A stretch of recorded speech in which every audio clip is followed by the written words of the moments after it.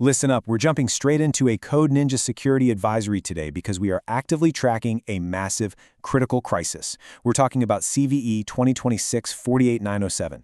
This is a catastrophic vulnerability hitting the Joomla Content Editor, commonly known as JCE.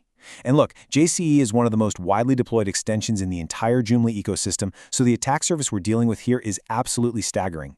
The goal of this explainer is simple, to arm you with the raw technical truth of this exploit right now, so you can either force an emergency vendor patch or get mitigations in place immediately. This is not a drill, folks. The perimeter is actively under attack.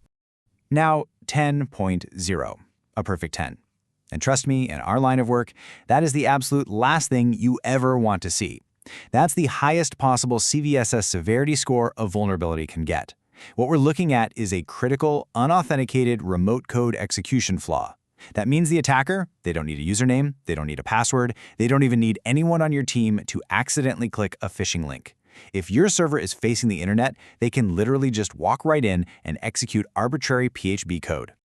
Let's look at how fast this escalated, because speed is absolutely everything in vulnerability response. June 5th, boom, the flaw hits the National Vulnerability Database. Just 1 week later, on June 12th, researchers drop a full root cause analysis and a proof of concept.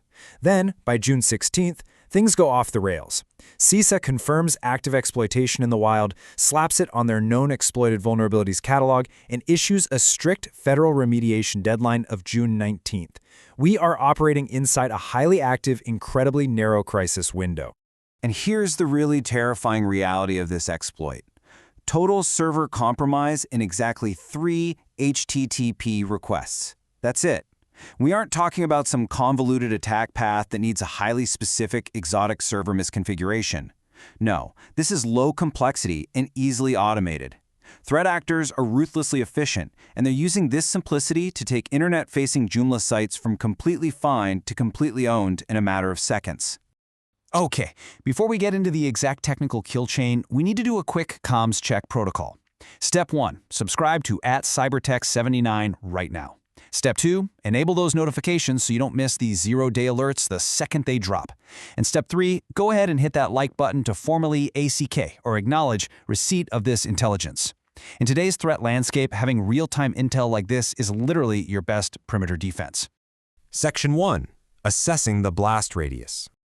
Let's run through the threat metrics. Attack vector, network, meaning they're hitting you remotely over the internet. Attack complexity, low. Privileges required, absolutely none. User interaction, 0. The takeaway here couldn't be clearer. If you are running an internet-facing Joomla instance with a vulnerable version of JCE, you're entirely exposed. There is zero barrier to entry for the threat actor here. And the immediate impacts of a successful breach? They're devastating. We're talking malicious web shell deployment, full-scale website defacement, credential theft, and total database access. Because the attacker gets remote code execution right out of the gate, this flaw is basically a direct, unauthenticated launchpad for ransomware deployment. It's a complete, top-to-bottom CMS takeover. Section 2, the root cause exploitation. So what's actually happening under the hood? At its core, this weakness is a classic CWE 284, which is improper access control. The vulnerability lives right inside the JCE profile import endpoint. Essentially, the code just completely fails to verify who is actually making the request. It allows an unauthenticated guest-level attacker to manipulate profile creation functions that were supposed to be strictly locked down for privileged admins. When you compare the intended secure function with the actual chain design failures, it's pretty wild. Normally, a profile import checks for a CSRF token, expects standard XML settings, and ensures an admin is driving.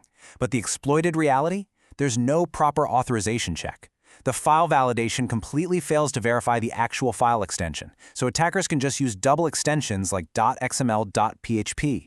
And the absolute fatal flaw here, the upload function is explicitly called with a flag literally set to allow unsafe equals true, completely bypassing Joomla's built-in security blacklists.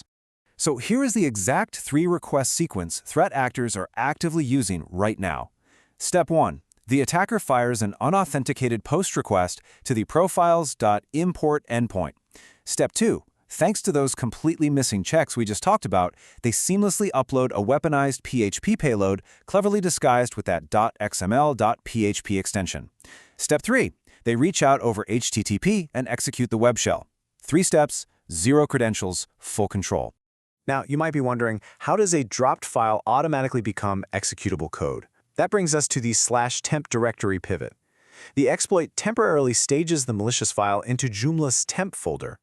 And the reality is, default Joomla deployments usually fail to restrict PHP execution in temporary directories. Because the web server allows scripts to run from there, this trivial little file drop instantly pivots into pre-auth RCE. That temporary directory literally becomes the attacker's permanent backdoor. Section 3. Emergency Patch and Mitigation. All right, here are your tactical directives. First, you need to apply the JCE patch version 2.9.99.6 immediately. If for some reason you can't patch right now, you must completely uninstall the extension. Second, restrict web access and outright block PHP execution in your /temp and media directories at the web server level. Third, get into your database, specifically the JOS extensions and JOS users tables, and audit them for any rogue editor profiles the attackers might have already slipped in. Let's be crystal clear on the versions. Any JCE version prior to 2.9999.5 is highly vulnerable and should be considered compromised. Your secure state is version 2.9999.6 or higher. The vendor fixes in this secure version are actually pretty solid. They brought back strict authorization checks, put in an ironclad XML extension whitelist, dropped that insane allow unsafe flag, and even added upload size limits and XXE protection. For the SOC analysts and threat hunters tuning in, listen up. Here are your IOCs. Get into your Nginx and Apache Access logs right now, like before your next log rotation, and hunt for unauthenticated HTTP 200 post request hitting the com.js component. Look for any brand new .php files sitting in your /media or /temp directories. If you see them, scan that code for web shell signatures like base64 decode, eval, system, or pass-through calls. If you get hits on these, assume compromise, preserve the evidence, and spin up your IR process immediately. Section 4. The Ethics and Sign-Off. Look, we practice coordinated vulnerability disclosure for one simple reason. Users need to know to protect their systems. Threat actors are already exploiting this out there. The window between a 0-day being announced and it being weaponized against your specific infrastructure is tighter than it's ever been. Speed in your response is absolutely paramount. We drop this intel so you can stay one step ahead of the adversary. Patch your systems. Monitor your logs. Defend your perimeter. This has been a Code Ninja Security Advisory. Stay secure.